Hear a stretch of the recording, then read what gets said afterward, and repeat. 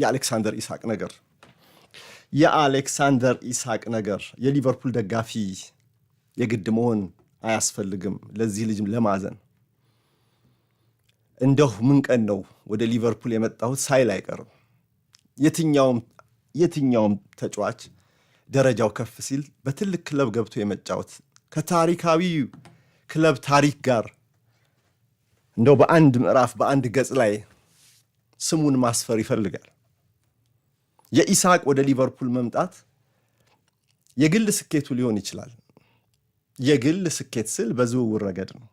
ግን ቀዩ ማሊያ ምንም አላማረበትም።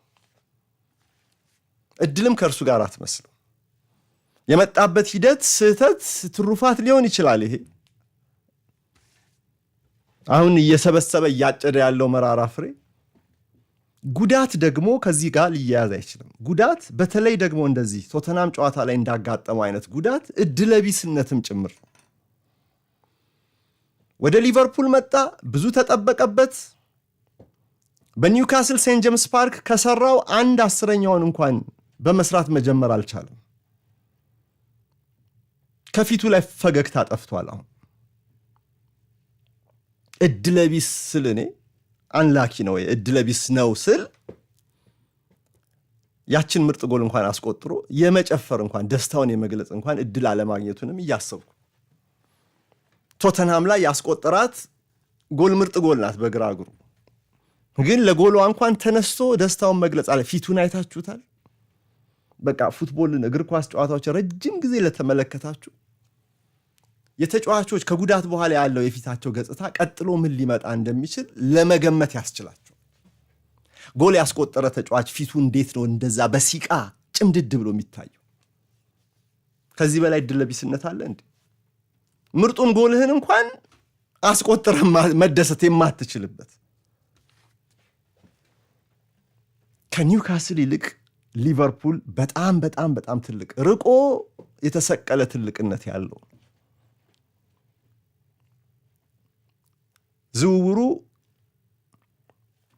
ሁሉን ነገር ግን መስኩን አረንጓዴ አላረገለትም። ለቀጭኔው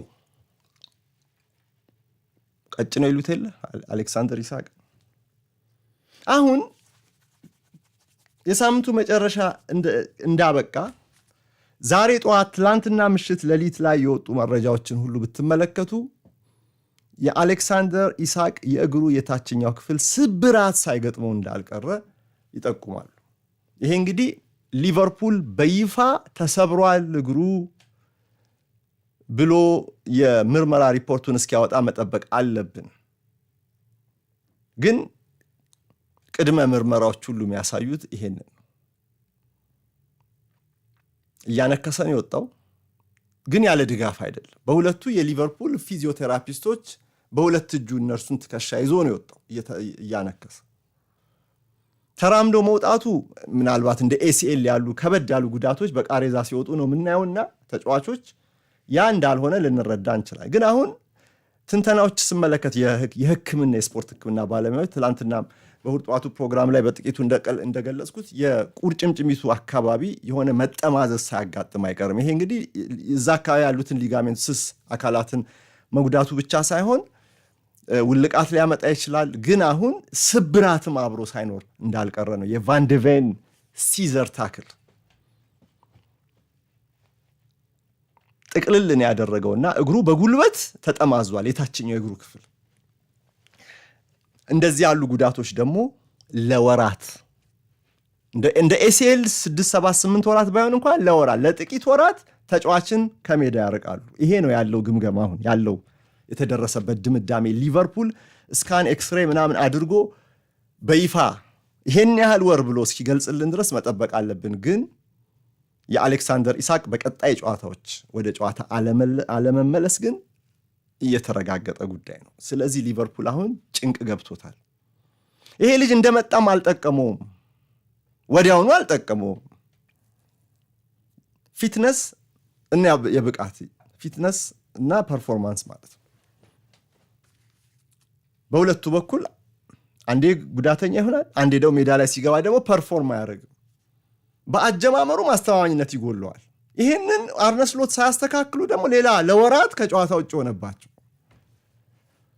ሞሐመድ ሳላህ አሁን ብቃቱን ወደ ላይ እንዲያሳድግ የምታስታምምበት ሰዓት ላይ ነው። የሳላህ ፎርም ራሱ ታሟል። አፍሪካ ዋንጫ ሄዷል። ሲመለስም እንጃ ከተመለሰም እንዴት እንደሚደረግ። አንድ አሁን አስተማማኝ አጥቂ ያለው ኢጎ ኤኪቲኬ ነው ለሊቨርፑል። እርሱ ደግሞ ግራ ቀኝ መሃል ከጀርባ ይሰለፍልሃል። እንዲህ አይነት ቨርሲቲሊቲ ስላለው አሁን አርነ ስሎት እንደገና ወደ ድሮይንግ ቦርዱ ሳይመለሱ አይቀሩም። አጥቂ ክፍላቸው እንዴት ማዋቀር ያለባቸው በጥሞና ማየት ያለባቸው ጉዳይ ነው። አሁንም ኤኪቲኬ ጥሩ ዜና ነው። ኤኪቲኬ ለሳቸው ጎሎችን እያስቆጠረ ስለሆነ አጀማመሩ ጥሩ ስለሆነ እንደው መንፈሱ ሁሉ ሞራሉ ሁሉ ነገር ኮንፊደንሱ ጥሩ ስለሆነ ለሊቨርፑል በጎ ነገር ነው ያለው። ግን የሊቨርፑል ፊት መስመር ጥልቀቱ ግን እንዲህ በሳሳበት ሰዓት ላይ ጃንዋሪ መስኮቱን ሊከፍት በቀረበበት በዚህ ወቅት ላይ ሊቨርፑል እጁን አጣጥፎ ይቀመጣል ማለት አይቻልም። 430-450 ሚሊዮን ዩሮ ማውጣቱ ይታወቃል። ግን ሁሌ ደጋግመው አርነ ስሎት እንደሚሉት እኛ ያወጣነውን ነው የምታዩት ይሏል ለሚዲያዎቹን ሲወቅሱ። ሁልጊዜ 430-450 ትላላችሁ። ተጫዋቾችን ሸጠን ደግሞ ያስገባ ነው። እነ ሉዊስ ዲያዝ እኮ ተሽጠው ገንዘብ ተገኝቷል። ወደ 200 ሚሊዮን ገደማ እኮ መልሰናል። ኔት ስፔንዱን ካየነው አሁንም ሊቨርፑል ወጪ ለማውጣት ለተጫዋች ግዢ ይችላል። መስኮቱ ሊከፈት ነው። እንደ አንቷን ሴሜንዮ ያለ ተጫዋች የሊቨርፑልን ይሄንን የተቸገረ የማጥቃት ክፍል ሊያጠናክር ይችላል የሚል እምነት አለ። ሴሜንዮንም ለማግኘት ብዙ ድርድር አያስፈልግም። ከተጫዋቹ ጋር ብቻ መስማማት ነው። 65 ሚሊዮን ፓውንድ አዘጋጅ፣ ኮንትራቱን ማፍረስ ትችላለህ። ከዛ ውጪ ቦርንመዝን ልቀቅልኝ አትልቀቅልኝ በሚል ገመድ ጉተታ ውስጥ አትገባም። ውል ማፍረሻ ስምምነት ስለሆነ እና የበለጠ